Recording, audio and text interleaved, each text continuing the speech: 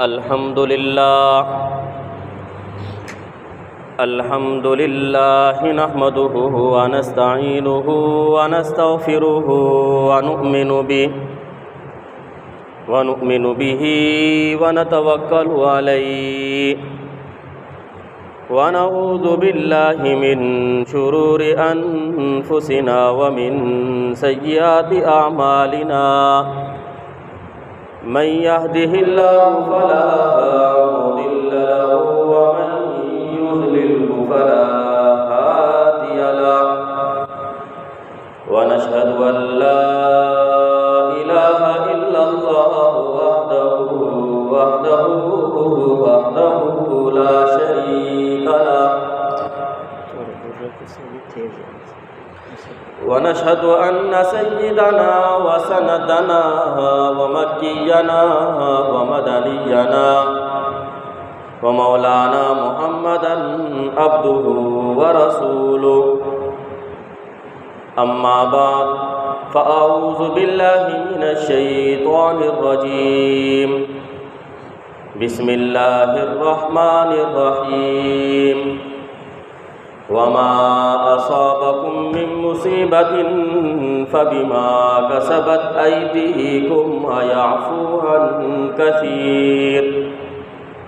وقال النبي صلى الله عليه وسلم والله في عون العبد ما كان العبد في عون أخيه أو كما قال عليه الصلاة والسلام آمنت بالله صدق الله مولانا العظيم وصدق رسوله النبي الأمي الهاشمي المدني الكريم ونحن على ذلك لمن الشاهدين والشاكرين والحمد لله رب العالمین۔ تمام حضرات عقیدت اور محبت کے ساتھ عبادت اور ثواب کی نیت سے نماز میں پڑھا جانے والا درود شریف ایک مرتبہ بآواز بلند پڑھیں۔ اللہم صل علی محمد وعلی آل محمد کما صلیت علی ابراہیم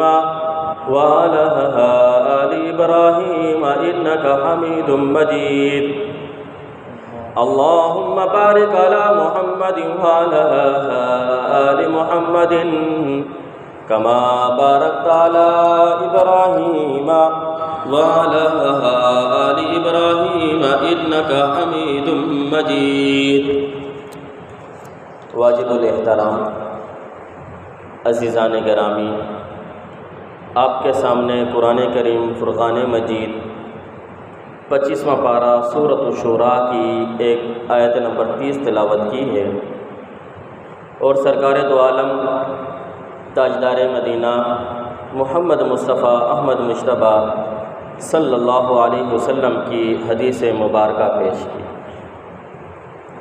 قرآن کریم کی اس آیت میں اللہ رب العزت فرماتے ہیں وَمَا أَصَابَكُم مِّن مُّصِيبَةٍ، تمہیں جو بھی تکلیف پہنچتی ہے، مصیبت پہنچتی ہے، پریشانی آتی ہے، تکالیف تمہاروں پر آتی ہیں، مصائب تمہاروں پر آتے ہیں، کوئی آفت تمہاروں پر آتی ہے، چاہے وہ دشمن کی طرف سے ہو، چاہے وہ زمینی آفت ہو یا آسمانی آفت ہو، وہ فَبِمَا كَسَبَتْ أَيْدِيكُمْ، تمہارے اعمال کا نتیجہ ہے۔ تمہاری بداعمالیوں کی وجہ سے تمہاروں پر تکالیف اور مصیبتیں پریشانیاں آتی ہیں۔ وَيَعْفُو عَنْ كَثِيرٍ، اور اللہ تعالیٰ تمہارے بہت سارے گناہوں کو اور جرم کی سزاؤں کو معاف فرما دیتے ہیں۔ نواسۂ رسول حضرت حسن رضی اللہ عنہ فرماتے ہیں کہ میں نے جناب رسول اللہ صلی اللہ علیہ وسلم کو یہ فرماتے ہوئے سنا، آپ صلی اللہ علیہ وسلم نے فرمایا کہ انسان کو جو بھی تکلیف پہنچتی ہے، چاہے چلتے چلتے وہ لڑکھڑا جائے، چاہے وہ اس کے جسم پر کوئی لکڑی لگی، اس کو چھوٹی سی خراش آ جائے، یہ اس کے اعمال اور اس کے گناہوں کی وجہ سے اس کو پہنچتی ہے۔ یعنی کسی کا ایکسیڈنٹ ہو جائے یا پاؤں میں کانٹا لگ جائے، بڑی تکلیف ہو یا چھوٹی تکلیف ہو، چھوٹی تکلیف سے لے کر بڑی تکلیف، تمام کے تمام انسان کے اپنے اعمال کی وجہ سے اس کو تکلیف پہنچتی ہے۔ لیکن ایک بات یہ بھی ذہن نشین رہے، یہ بات مسلم ہے کہ اللہ کی طرف سے آنے والی ہر آزمائش وہ انسان کے گناہ کی وجہ سے نہیں ہوتی، بلکہ اس کے اعمال کی وجہ سے ہوتی ہے۔ بعض مرتبہ اللہ تعالیٰ کسی کو کوئی تکلیف پہنچاتے ہیں، مقصد یہ نہیں تھا کہ اس نے کوئی گناہ کیا اس وجہ سے اس کو تکلیف پہنچی۔ بعض دفعہ تکلیف انسان کے درجات کو بلند کرنے کے لیے آتی ہے کہ میں اس کو تکلیف میں مبتلا کرتا ہوں، یہ صبر کرے گا یا اس پر جو ہے پھر بھی اللہ کا شکر ادا کرے گا، اللہ اس کے درجات کو مزید بلند کر دیں گے۔ تو ہر آنے والی مصیبت پریشانی یہ نہیں کہ اس ہر آزمائش وہ گناہ کی وجہ سے ہوتی ہے، یہ مسلم ہے کہ اس کے اعمال کی وجہ سے کبھی اعمال برے ہوتے ہیں، کبھی اعمال میں کمی ہوتی ہے۔ بعض دفعہ انسان کو اللہ ایسے درجے تک پہنچانا چاہتا ہے کہ وہ اعمال کی وجہ سے وہاں تک نہیں پہنچ سکتا، اعمال میں کمی ہے، تو اس وجہ سے اللہ اس پر کوئی تکلیف پہنچاتے ہیں تاکہ اس تکلیف پر یہ تھوڑا سا صبر کر لے، تو اللہ تعالیٰ اس تکلیف کی وجہ اس کو قیامت کے دن اس کے درجات کو بلند فرما دیں گے۔ بہرحال تفسیر بزاوی میں امام بزاوی رحمۃ اللہ علیہ فرماتے ہیں وما اصابکم من مصیبت فبما کسبت ایدیکم ویعفو عن کثیر۔ اس آیت کے اندر اللہ تعالیٰ اجتماعی طور پر، مجموعی طور پر انسان کو مخاطب کر کے کہہ رہے ہیں کہ اے انسان، تجھ کو جو جو تکلیف پہنچتی ہے وہ تیرے اعمال کی وجہ سے تجھے پہنچتی ہے۔ اور دوسری جگہ پر اللہ تعالیٰ فرماتے ہیں وما اصابک من سیئۃ فمن نفسک۔ اس آیت کے اندر اللہ تعالیٰ ہر انسان سے الگ الگ خطاب فرما رہے ہیں کہ اے انسان، تجھے جو جو تکلیف جس کو بھی پہنچ رہی ہے وہ تیرے اعمال کی وجہ سے پہنچ رہی ہے۔ اب قرآن کریم کی ان دونوں آیتوں کو آپ سامنے رکھیں اور پھر دیکھیں کہ جن علاقوں کے اندر سیلاب ہے، چاہے وہ بلوچستان کے علاقے ہوں یا جنوبی پنجاب کے علاقے ہوں یا خیبر پختونخوا کے علاقے ہوں یا سندھ کے علاقے ہوں،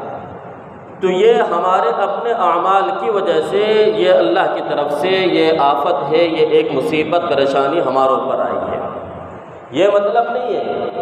کہ وہ لوگ زیادہ گناہ گار ہیں اس وجہ سے ان کے اوپر یہ تکلیف پہنچی اور ہمارے اوپر یہ تکلیف نہیں ہے۔ کراچی والے ہم تو بیٹھے ہوئے ہیں ایسے، ہمارے اوپر تو سیلاب نہیں ہے تو ہم بہت متقی، پرہیزگار، نیک لوگ ہیں، یہ مطلب نہیں، بلکہ ہمارے اجتماعی گناہوں کی وجہ سے اللہ تعالیٰ نے کچھ لوگوں کو یہ تکلیف پہنچائی اور ہمیں بچا لیا۔ یہ بھی جناب رسول اللہ صلی اللہ علیہ وسلم کی دعاؤں کی صدقے سے ہے کہ آپ صلی اللہ علیہ وسلم نے ارشاد فرمایا، آپ نے دعا کی یا اللہ میری امت کو اجتماعی طور پر کسی مصیبت میں مبتلا نہیں کرنا۔ اس لیے اللہ تعالیٰ بعض دفعہ کچھ لوگوں کو تکلیف پہنچاتے ہیں تاکہ دوسرے جو رہ گئے ہیں وہ ان کو دیکھ کر عبرت حاصل کر لیں، وہ ان کو دیکھ کر عبرت حاصل کر لیں تاکہ وہ گناہوں سے توبہ کر لیں، وہ اللہ کی طرف رجوع کر لیں۔ آپ دیکھیں، غور کریں کہ اللہ تعالیٰ کی بہت ساری مخلوقات ہیں، چرند پرند جانور، یہ سب اللہ کی مخلوق ہیں، انسان بھی اللہ کی مخلوق ہے، لیکن تمام مخلوقات کے اندر اللہ تعالیٰ نے وہ صلاحیتیں نہیں رکھی جتنی صلاحیتیں اللہ تعالیٰ نے انسان کے اندر رکھی ہیں۔ جتنی صلاحیتوں سے اللہ نے انسان کو نوازا ہے، اس کو عقل، شعور دیا ہے، اتنی صلاحیتیں اللہ نے کسی اور مخلوق کو نہیں دی۔ اور پھر آپ یہ چیز بھی دیکھیں کہ انسان وہ کام کرتا ہے کہ خود انسان کی عقل بھی کہتی ہے کہ یہ کام برا ہے، یہ اللہ کی نافرمانی ہے، یہ کام یہ اپنے رب کو اس کی نافرمانی کر رہا ہے، عقل بھی اس چیز کو سوچتی ہے کہ یہ کام برا ہے، غلط کام ہے، لیکن انسان کو اللہ نے اتنی صلاحیتیں دی پھر بھی ایسے برے کام کرتا ہے۔ آپ دیکھیں دنیا کے اندر آپ کو کوئی اور مخلوق، جانوروں کو دیکھا ہے آپ نے کہ دنیا کے اندر آپ نے دیکھا ہو کہ جانور کوئی گناہ کرتے ہوں، جانوروں کو آپ نے دیکھا ہے کہ وہ سود کھاتے ہیں، جانوروں کو آپ نے دیکھا ہے کہ وہ شراب پیتے ہیں، جانوروں کو آپ نے دیکھا ہے کہ وہ چوری کرتے ہوں، جانوروں کو کبھی آپ نے دیکھا ہے کہ وہ ایک دوسرے کا مال چھین کر کھا جائیں؟ جانوروں کو کبھی آپ نے دیکھا ہے کہ وہ کسی پر بلا وجہ انسان جب تک چھیڑے نہیں وہ اس کو پر حملہ کر دے، اس کو قتل کر دے؟ ایسا نہیں ہے۔ یہ سارے گناہ، سود پہ انسان کھاتا ہے، شراب پہ انسان پیتا ہے، دوسرا کے مال پر قبضہ بھی انسان کرتا ہے، دوسری کی ناجائز زمینوں پر قبضہ بھی انسان کرتا ہے، یہ سارے برا کام، دوسرے کو ناجائز طریقے سے قتل کرنا، ناحق قتل کرنا، یہ بھی انسان کرتا ہے۔ تو دنیا کے اندر آپ کو کوئی اور مخلوق نظر نہیں آئے گی جو گناہ کرتی ہے سوائے انسان کے۔ اور پھر انسان کی عقل یہ کہتی ہے، اور یہ مسلم ہے کہ جب کوئی گناہ کرتا ہے، کوئی نافرمانی کرتا ہے، اس کو عقل کہتی ہے سزا بھی ملنی چاہیے۔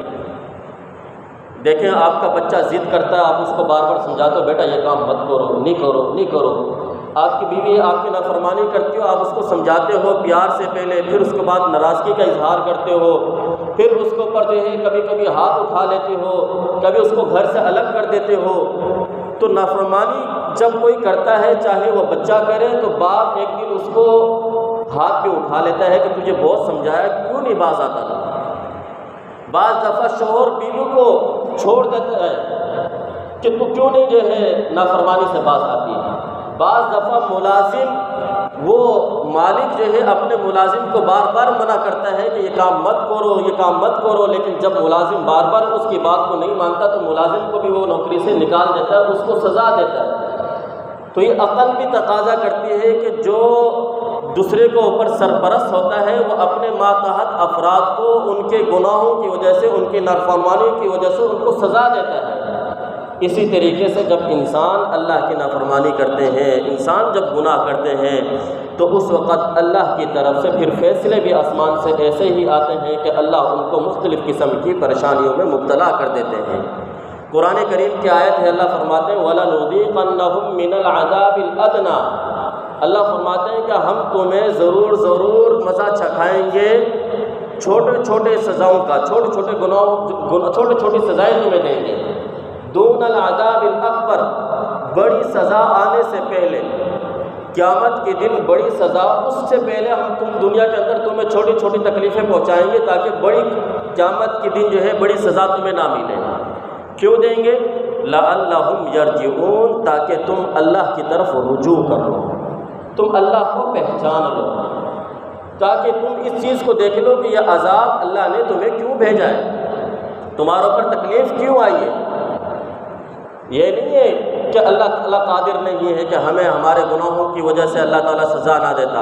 نہیں، اجتماعی طور پر تو ہم سب گناہ گار تھے، لیکن ہمارے گناہوں کی سزا بھی اللہ تعالیٰ نے ان لوگوں کو پکڑ کر ہمارے طرف سے صرف جو ہے یہ کر دیا کہ ان کو اس تکلیف میں مبتلا کیا اور یہ بتا دیا یہ تکلیف تمہارے اوپر بھی آ سکتی تھی، لیکن یہ تکلیف تھوڑوں کو دے گی، تمہیں زیادوں کو بچا لیا۔ اگر خدا نہ خواستہ آپ دیکھیں کراچی کا سمندر کراچی سے کتنا بلند اوپر ہے، تو یہ سمندر ایک دم اگر جو ہے اللہ کا حکم آ جائے تو یہ جو ہے چند منٹوں میں پورے کراچی کو ڈبو کے رکھ دے گا۔ تو کیا اللہ اس پر قادر نہیں ہے؟ لیکن اگر یہی سیلاب کی صورت کراچی میں آتی، آپ دیکھو کہ ایک فلیٹ کے اندر کتنے لوگ رہتے ہیں، تو یہ تھوڑی سی جو ہے اگر سمندر ادھر کو پھر جائے، اللہ کے حکم سے اس طرف آ جائے تو پھر کتنی بڑی تباہی ہوئے گی۔ اس لیے اللہ تعالیٰ بعض دفعہ بڑی تباہی سے بچانے کے لیے چھوٹی سی تباہی کو جو ہے ان کو دیتے ہیں، بعض لوگوں کو تکلیف پہنچاتے ہیں تاکہ بچ جانے والے لوگ وہ عبرت حاصل کر لیں، اور جو لوگ جن پر تکلیف آئی ہے وہ لوگ اس پر صبر کر کے مزید اللہ کا شکر ادا کریں کہ اللہ تعالیٰ نے اگرچہ میرا گھر ڈبو دیا لیکن جو ہے میرے ہاتھ پاؤں اور میرا جسم کو تو اس نے سلامت رکھا ہے، ایسے تو نہیں کیا کہ میرا ہاتھ پاؤں توڑ دیے۔ اگر اللہ تعالیٰ سلام نہ دیتا ان کے گناہوں کی وجہ سے ان کو جو ہے ایسی بیماری میں مبتلا کر دیتا کہ سب کے سب معذور ہو جاتے، تو میرے کو بتاؤ کتنی بڑی جو ہے یہ وہ ہوتی کہ پریشانی کی ہوتی۔ صرف ان سے مال چھینا ہے، ان کو اوپر ایک تکلیف آئی ہے کہ گھر چلا گیا لیکن ہاتھ پاؤں سلامت ہے کہ دوبارہ کمائے گا، شکر کر اس بات پر کہ اللہ نے تجھے تیرے ہاتھ پاؤں سلامت رکھے ہیں بھی۔ تو یہ آفتیں جو آتی ہیں وہ اس کی وجہ یہی ہوتی ہے کہ بعض لوگوں کو اس میں مبتلا کیا جن کو مبتلا نہیں کیا، تاکہ وہ لوگ جو مبتلا نہیں ہوئے ان سے عبرت حاصل کر لیں، وہ بھی اللہ کی طرف رجوع کر لیں۔ اور یہ دنیا کا قانون بھی ہے کہ جب دو تکلیفیں ہوں، ایک بڑی تکلیف ہو اور ایک چھوٹی تکلیف ہو، تو چھوٹی تکلیف کو برداشت کر لیا جاتا ہے بڑی تکلیف سے بچنے کی۔ حضرت موسیٰ علیہ السلام اور خضر علیہ السلام کا واقعہ ہے۔ اللہ تعالیٰ نے 15ویں پارے کے آخر میں اور 16ویں پارے کے شروع میں اس واقعے کو ذکر کیا۔ حضرت خضر علیہ السلام حضرت موسیٰ علیہ السلام کو ساتھ لے کر سمندر کے راستے سے چلنے شروع ہوئے اور ایک کشتی میں سوار ہوئے۔ کشتی والوں نے ان سے پیسے نہیں لیے، مفت میں سوار کر لیا۔ تھوڑی دیر کے بعد خضر علیہ السلام نے اس کشتی کے ایک تختے کو توڑ دیا۔ حضرت موسیٰ علیہ السلام نے ان کو کہا کہ ان لوگوں نے تو ہمارے اوپر احسان کیا، ہم سے کرایہ نہیں لیا، مفت میں بٹھایا ہے، آپ نے ان کی کشتی توڑ دی، آپ نے اس کشتی کو ایبدار بنا دیا۔ تو بعد میں حضرت خضر علیہ السلام نے اس کی وجہ بیان کی کہ دیکھو، یہ میں نے اس لیے تختہ توڑا ہے کہ دوسری طرف سمندر کی جس طرف جا رہی ہے کشتی، وہاں پر بادشاہ کے کچھ لوگ کراندے ایسے ہیں کہ جو وہاں کی جو صحیح سلامت کشتی دیکھتے ہیں اس کو اپنے قبضے میں لے لیتے ہیں، اس پر جو ہے اپنے قبضے میں لے کر اس کو اپنا بنا لیتے ہیں۔ اور یہ یتیم بچوں کی کشتی تھی، اسی کا ان کا روزی وغیرہ ساری چیز اسی کے ساتھ تھی۔ میں نے ایک تختہ توڑ دیا تاکہ اس کشتی کے اندر عیب پیدا ہو جائے۔ اب یہ چھوٹی تکلیف ہے، بڑی تکلیف سے بچانے کے لیے چھوٹی تکلیف کو برداشت کرنا پڑے گا۔ اسی طریقے سے حضرت موسیٰ علیہ السلام خضر علیہ السلام جب جو ہے سمندر سے دوسری پار چلے گئے تو وہاں پر خشکی میں دیکھا چند بچے کھیل رہے ہیں۔ حضرت خضر علیہ السلام نے ایک بچے کو پکڑا اور اس کی گردن مروڑ دی، اس کو مار دیا۔ تو حضرت موسیٰ علیہ السلام نے کہا کہ آپ نے ایک ناحق قتل کر دیا، ایک معصوم سے بچے کو پکڑ کے قتل کر دیا آپ نے۔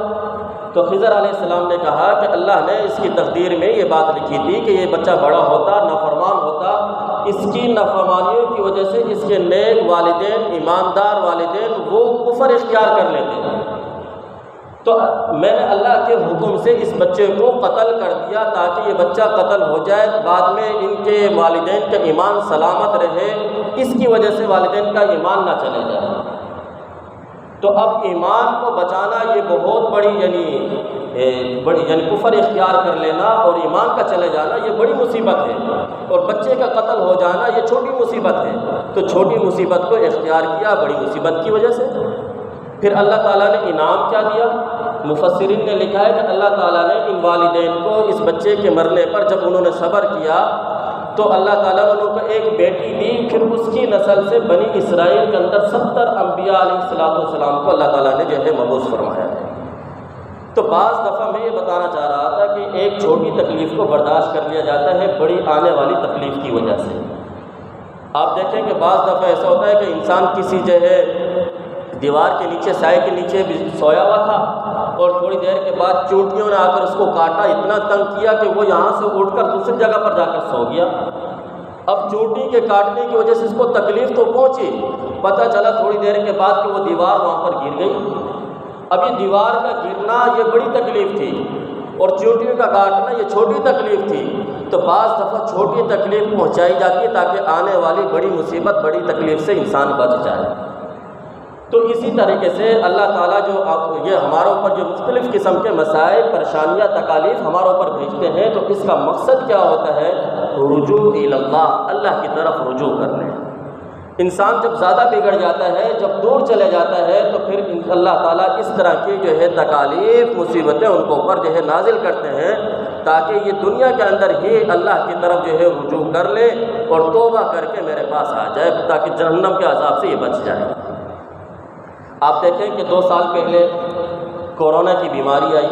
اب یہ کورونا کے اندر آپ دیکھیں کہ کتنے سارے انسان گناہوں کو چھوڑ گیا تھا۔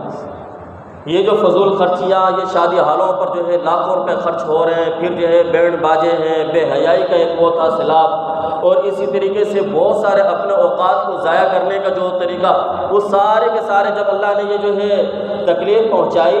تو حالت ایسی تھی کہ انسان وہ نفسی کا عالم تھا کہ کوئی دوسرے سے سلام نہیں کر رہا تھا، ڈر رہے تھے۔ پھر کیا ہوا کہ سب جو ہے مسجد کی طرف جڑے، سب نے کہا کہ اللہ کی طرف جڑنا چاہیے، اللہ کی طرف رجوع کرنا چاہیے۔ یہی تکلیف، یہ پریشانی تب دور ہوئے گی جب انسان دوبارہ اللہ کی طرف انہوں نے توبہ کی، اللہ کی طرف رجوع کیا، یہ پریشانی چلی گئی۔ لیکن پھر دوبارہ یہی پریشانی دوبارہ آنا شروع ہو گئی۔ اب مختلف علاقوں کے اندر آپ دیکھو سیلاب آیا ہے، بلوچستان کے اندر ہے، جنوبی پنجاب کے اندر ہے، خیبر پختونخوا کے اندر ہے، سندھ کے علاقوں کے اندر ہے، یہ سیلاب جو آیا ہے۔ اور پھر انسان آپ دیکھیں کہ جن علاقوں کے اندر سیلاب آیا، دوسری طرف حالت کیا ہے، بے حسی کا عالم یہ ہے کہ آپ کے علاقے، آپ کے شہر وہ ڈوب رہے ہیں، لیکن جشن آزادی کے موقع پر ہم نے کتنی بے حیائی کا مظاہرہ کیا۔ 75 سالوں کے اندر ایسی بے حیائی نہیں ہوئی، اور یہ انفرادی طور پر نہیں، اجتماعی طور پر، سرکاری طور پر یہ کام ہوا ہے کہ دوسری طرف مائیں، بچے، بہنیں وہ رو رہی ہیں، ان کے گھر ڈوب گئے ہیں، اور بے حسی کا عالم یہ ہے کہ ہم یہاں پر جشن آزادی کے نام پر اور بچوں کے ہاتھوں میں ہم نے ایک تو یہ ایک نئی فتنہ، نئی چیز آ گئی کہ بچوں کو سب گھروں کے اندر ہم نے چھوٹے چھوٹے بچوں کو 50، 60، 100 روپے کا وہ باجا دے دیا، یہ باجے بجاؤ۔ یہ کون سی آزادی تھی؟ تو ہمارے اوپر جو ہے وہ یہ احساس بھی نہیں ہوتا، یہ ہمارے اندر سے غیرت بھی ختم ہو گئی کہ ہمارے کچھ مسلمان وہ بعض علاقوں کے اندر ڈوبے ہوئے ہیں، ان کے گھر ٹوٹ گئے، ان کے لیے رہنے کی جگہ نہیں ہے، وہ بھوکے پیاسے بچے رو رہے ہیں، اور دوسری طرف ہم جو ہے ان خرافات کے اندر مبتلا ہیں۔ اس لیے یہ جو پریشانیاں آتی ہیں، یہ تکلیفیں آتی ہیں، اس کا مقصد صرف اور صرف یہی ہوتا ہے تاکہ ہم اللہ کی طرف رجوع کر لیں۔ اور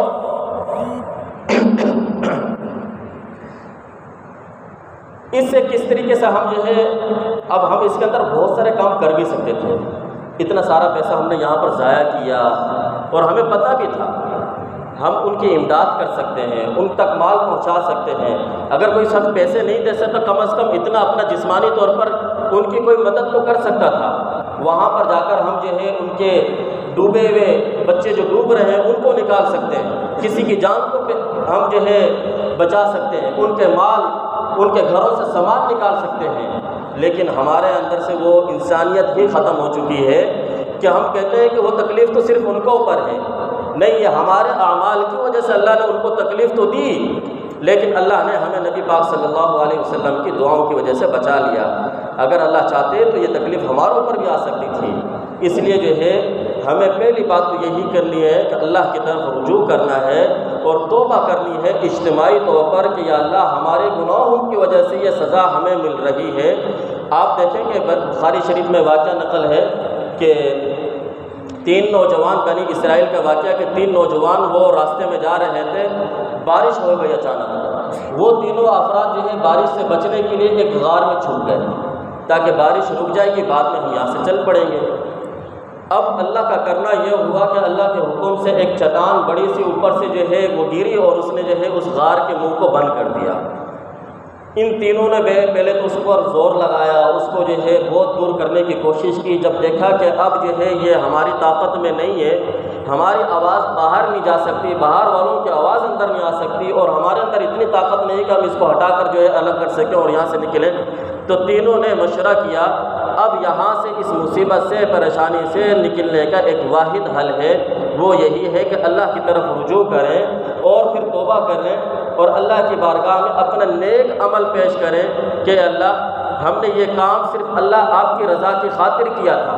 تو تینوں نے جو ہے مشورہ کیا کہ ہاں اس پر عمل کرنا چاہیے۔ تو ان میں سے ایک نوجوان کو انہوں نے کہا کہ آپ جو ہے پہلے اپنا نیک عمل اللہ کی بارگاہ میں پیش کرو، ہم دعا میں آمین کہیں گے،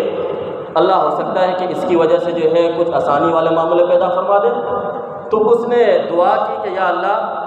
تو جانتا ہے کہ میں بکریاں چرایا کرتا تھا، اور رات کے وقت جو ہے بکریاں جب چرا کر شام کو واپس آ جاتا، سب سے پہلے بکریوں کو دودھ نکال کر اپنی والدہ کو پلایا کرتا تھا، بعد میں اپنی بیوی بچوں کو پلایا کرتا تھا۔ ایک دن ایسا ہوا کہ بکریاں چراتے ہوئے رات کو دیر ہو گئی، میں جب دیر سے واپس پہنچا کہ والدہ سو چکی تھی، میں نے حسب معمول دودھ نکالا اور دودھ نکال کر اپنی والدہ کی چرپائی کے پاس جا کر کھڑا ہو گیا۔ والدہ تو سو چکی تھی، لیکن میرے بیوی بچے وہ جاگ رہے ہیں، تو وہ بار بار مجھ سے مطالبہ کر رہے تھے کہ پہلے دودھ ہمیں دے دیں، بعد میں والدہ کو دے دینا جب وہ اٹھ جائیں گے۔ تو وہ کہنے لگا کہ اللہ آپ جانتے ہیں کہ میں نے آپ کی رضا کے خاطر کہ پہلے اپنی والدہ کو پہلاؤں گا اور بعد میں اپنے بچوں کو دوں گا، میں نے ایسے ہی کیا۔ میں اس کی چارپائی کے پاس کھڑا رہا، صبح ہو گئی۔ جب صبح کے وقت اس کی آنکھ کھلی تو میں نے اپنی والدہ کو پہلے دودھ دیا، بعد میں اپنے بچوں کو پلایا۔ یا اللہ یہ سارا کام تیری رضا کی خاطر میں نے کیا ہے۔ یا اللہ اگر تجھے یہ کام پسند ہے تو ہمارے اس نیک عمل کو قبول کر لے۔ یا اللہ اس کی برکت سے اس پریشانی سے ہمیں نجات عطا فرما۔ روایات میں آتا ہے کہ جب اس نے دعا ختم کی تھوڑی سی چٹان جو ہے ہٹ گئی، لیکن اتنا راستہ نہیں تھا کہ وہ وہاں سے نکل سکے، تھوڑی سی روشنی اس کے اندر آنے لگی۔ اب دوسرے آدمی کو انہوں نے کہا کہ تم بھی دعا کرو۔ اس نے دعا کی کہ یا اللہ تو جانتا ہے کہ میں اپنی چچا کی بیٹی کو اوپر جو ہے فریفتہ تھا اور میں اس سے چاہتا تھا کہ میں اس کے ساتھ برائی والا کام کروں، لیکن وہ مجھے منع کیا کرتی تھی۔ ایک مرتبہ جب وہ بہت زیادہ جو ہے پریشانی کی حالت میں تھی، وہ بیوہ ہو چکی تھی، اس کے چھوٹے چھوٹے بچے تھے، اس کو پیسوں کی ضرورت تھی۔ ایک دن وہ میرے پاس آئی اور مجھے کہنے لگی کہ مجھے کچھ پیسوں کی ضرورت ہے، تم میرے چچا زاد بھائی ہو۔ تو میں نے اس کو کہا کہ پہلے برائی کا ارادہ ہے، یہ برائی کرنے دو پھر پیسے دوں گا میں۔ اس نے انکار کر دیا۔ پھر کچھ دنوں کے بعد واپس آئی اور کہا کہ میں مجبور ہوں، تمہیں جو کرنا ہے کر لو۔ تو وہ جب بستر پر لیٹی تو اس وقت رونے لگی، کپکپانے لگی۔ میں نے اس سے پوچھا کہ تجھے تو میں نے مجبور نہیں کیا، تو اپنی خوشی سے وہ کام کروا رہی ہے، تجھے تو میں اس کے پیسے دوں گا۔ تو اس نے کہا کہ میں پہلی مرتبہ گناہ کر رہی ہوں تو اللہ سے ڈر۔ تو یا اللہ میں نے اس وقت تیرا ڈر اور خوف میرے دل میں آیا، اس وقت میں نے توبہ کی اور اس کی ضرورت کو پورا کر دیا، اس گناہ کو چھوڑ دیا صرف تیری وجہ سے، تیرے خاطر۔ یا اللہ اگر یہ میرا کام یہ نیک عمل تیری بارگاہ میں قبول ہے تو یا اللہ اس پریشانی سے ہمیں نجات عطا فرما۔ روایت میں آتا ہے کہ وہ چٹان تھوڑی سی اور ہٹ گئی، لیکن ابھی اتنا راستہ نہیں تھا کہ وہ وہاں سے نکل سکے۔ اب تیسرے آدمی کو انہوں نے کہا کہ اب تم دعا کرو۔ اس شخص نے دعا کی، یا اللہ تو جانتا ہے کہ ایک مرتبہ میں اپنے گھر کا کام کروا رہا تھا، مزدور کے لیے مزدوری کی، ایک مزدور کو لے کر آیا، اس نے آدھا دن کام کیا، وہ کھانے کے لیے گیا، واپس نہیں آیا۔ شام ہو گئی، میں انتظار کرتا رہا، اس کی جتنی مزدوری بنتی تھی آدھی دن کی میں نے اپنے پاس رکھی، لیکن وہ آیا نہیں۔ پھر میں نے اس کی مزدوری کو اپنے کاروبار کے اندر شامل کر لیا اور اس سے بکری خریدی، اور بکری خرید کر پھر دوسری بکری، تیسری بکری، اس کے مال کے اندر اس طریقے سے اللہ تعالیٰ نے برکت ڈالی۔ وہ 20 سال کے بعد واپس آیا اور آ کر کہنے لگا کہ تمہیں یاد ہے کہ میں نے تمہارے پاس آدھے دن کی مزدوری کی تھی؟ تو میں نے کہا ہاں مجھے یاد ہے کہ میں آج مجبور ہوں، مجھے وہ آدھے دن کی مزدوری چاہیے، اس وقت میں نہیں لے سکا۔ تو میں نے اس کو کہا کہ یہ جتنا بھی بکریوں کا ریوڑ ہے، یہ گائیں بکریاں، یہ ساری کی ساری تیری ہی ہیں۔ تو وہ کہنے لگا کہ تم میرے ساتھ مذاق کر رہے ہو، آدھے دن کی مزدوری اتنی تھوڑی ہوتی ہے۔ تو اس وقت میں نے یہ کہا کہ یہ سارا تیرا ہی مال تھا، تیرے مال کے اندر میں نے جو ہے کاروبار شروع کیا تھا، یہ سارا تیرا ہی ہے۔ تو جب میں نے اس کو سارا مال دے دیا، وہ خوشی خوشی جانے لگا، یا اللہ یہ سارا کام میں نے تیری رضا کے خاطر کیا تھا۔ تو اس وقت وہ چٹان مکمل طور پر ہٹ گئی۔ اب اس واقعے سے ہمیں کیا سبق ملتا ہے کہ والدین کی خدمت، برائی سے نوجوانوں اگر برائیوں سے بچ جائیں اور پارٹنرشپ کے اندر ایمانداری آ جائے اور لوگوں کا حق، ان کا حق ادا کرنا شروع کر دیں، اپنے بہنوں کا، اپنے بھائیوں کی وراثت میں جو حق بنتا ہے ان کو واپس کرنا شروع کر دیں، تو اللہ تعالیٰ ہمارے اوپر آنے والی ہر پریشانی کو، مصیبت کو اس طریقے سے دور فرما دیں گے۔ اس لیے سب سے پہلے تو توبہ یہ کرنی ہے، اور جن کے حقوق دینے ہیں ان کے حقوق ادا کریں اور اللہ کی طرف رجوع کر لیں، توبہ کریں، استغفار کریں۔ اور دوسرا کام، جو سیلاب زدہ، جو ان علاقوں کے اندر سیلاب آیا ہوا ہے، ان کی ہم مدد کریں جس طریقے سے بھی ہم سے ہو سکتا ہے، اور جن کے اوپر ہمیں اعتماد ہے ان کے ساتھ تعاون کریں۔ اگر آپ خود جو ہے یہاں سے وہاں تک جانا چاہتے ہیں، خود جائیں۔ اگر کسی پر آپ کو اعتماد نہیں ہے، آپ خود جا کر ان کے ساتھ مالی تعاون کریں۔ اگر کسی جماعت کے اوپر آپ کو اعتماد ہے کہ یہ لوگ اچھے کام کرتے ہیں، یہ سیلاب زدگان کی اچھی خدمت کرتے ہیں، آپ ان کے ساتھ تعاون کریں۔ تو یہ کام جو ہے آپ جو ہے کریں، یہ ہماری اسلامی ذمہ داری بھی ہے اور انسانیت کا تقاضا بھی یہی ہے کہ ہم ان کے ساتھ جو ہے مالی طور پر تعاون کریں اور ان کی مدد کریں۔ اس لیے کہ میں نے آپ کو پہلے کہا کہ یہ چھوٹی تکلیف ہے، یہ بڑی تکلیف تھی، ہو سکتا تھا کہ یہ تکلیف ہمارے اوپر آ سکتی تھی، لیکن یہاں کا نقصان زیادہ ہوتا۔ اللہ نے ہمیں چھوٹی تکلیف کو وہاں پر مبتلا کیا، ہمیں بڑی تکلیف سے بچا لیا۔ اس لیے جو بچ گئے ہیں ان کی ذمہ داری ہے ان کی مدد کریں۔ اور تیسری بات، جن کے ساتھ آپ تعاون کرتے ہیں ان کو یقین دہانی کروائیں کہ ہم آپ کے ساتھ تعاون کر رہے ہیں، آپ تصویر نہیں کھینچیں گے۔ وہ پہلے ہی تکلیف کے اندر ہے، ہو سکتا ہے اس کے اندر کتنے ایسے افراد ہوں گے جنہوں نے زندگی بھر کبھی کسی سے لیا نہ ہو، اب وہ 5 کلو کا آٹا 10 کلو کا آٹا ان کو دینے لگے اور ایک تصویر کھینچے، ان کے دل پر کتنی جو ہے چھریاں چل رہی ہوں گی، ان کو کتنی تکلیف پہنچے گی، وہ پہلے ہی تکلیف کے اندر مبتلا ہے۔ اور قرآن کریم کے اندر اللہ تعالیٰ نے فرمایا لا تبطلوا صدقاتکم بالمن والاذی، اپنے صدقات کو احسان جتلا کر تکلیف پہنچا کر ضائع مت کرو۔ اس لیے جو ہے ان جن کے ساتھ آپ تعاون کرتے ہیں ان کو یہ کہیں کہ آپ تصویر مت کھینچیں۔ اگر وہ یہ کہتے ہیں کہ ہم اس لیے تصویر کھینچتے ہیں تاکہ ہمارے ساتھ جو تعاون کرنے والے ہیں ان کو ہمارے اوپر اعتماد ہو، تو سب سے پہلے تو ہماری ذمہ داری بنتی ہے کہ ہم ان کو کہیں کہ ہمیں آپ کے اوپر اعتماد ہے۔ اور اگر جو ہے کسی کو نہیں بھی ہوتا اعتماد تو پھر ان کو یہ کہہ دیا جائے کہ ان کے چہرے نہ لیا جائے، ان کو بس یہ ہے سامان کی تصویر لے لی جائے اور یہ جو ہے ہمیں آپ پر اتنا اعتماد ہونا چاہیے۔